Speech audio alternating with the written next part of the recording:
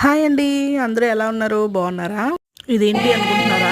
అదేనండి, బీరకాయ తొక్కలు మనం పడేస్తాం కదా, దానితో అయితే నేను పికిల్ చేశానండి.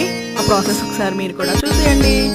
బీరకాయ తొక్కల్ని ఫస్ట్ అయితే మనం క్లీన్ చేసుకుని ఒక గ్లాస్ వాటర్ అయితే యాడ్ చేసుకుని ఒక 5 మినిట్స్ అయితే ఉడికించుకోవాలి. ఆయిల్లో కూడా డైరెక్ట్ వేపుకోవచ్చండి, కానీ కొంచెం పచ్చిగా ఉంటాయనేసి ఇలా అయితే ఉడికించాను. అది స్ట్రైనర్లో వేసుకుంటే వాటర్ అంతా వాడిపోతుంది కదా. ఈలోపు మనం పికిల్కి సంబంధించి పచ్చిమిర్చి, కొంచెం మినపప్పు, అలాగే పల్లీలు కూడా వేయించుకోవాలండి. నేను ప్లేస్లో నువ్వులు కూడా వేయించుకోవచ్చు. నా దగ్గర కొంచెం కొత్తిమీర అయితే ఉంటుంది, అది కూడా యాడ్ చేసేసాను.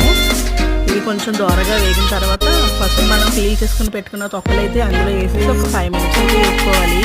అది కొంచెం వేగిన తర్వాత ఈ చింతపండు అందులో పెట్టేసి సమాధి చేసేయాలండి. చింతపండు కూడా బాగా మెత్తబడుతుందండి, ఎందుకంటే ఇందులో మనం వాటర్ యాడ్ చేయాలి కదా. దాన్ని అంతటిని మిక్సింగ్ బౌల్లో తీసుకొని తాలింపు వేసుకోవాలి. వేడివేడి రైస్లో ఈ పికిల్ వేసుకుని నెయ్యి వేసుకుంటే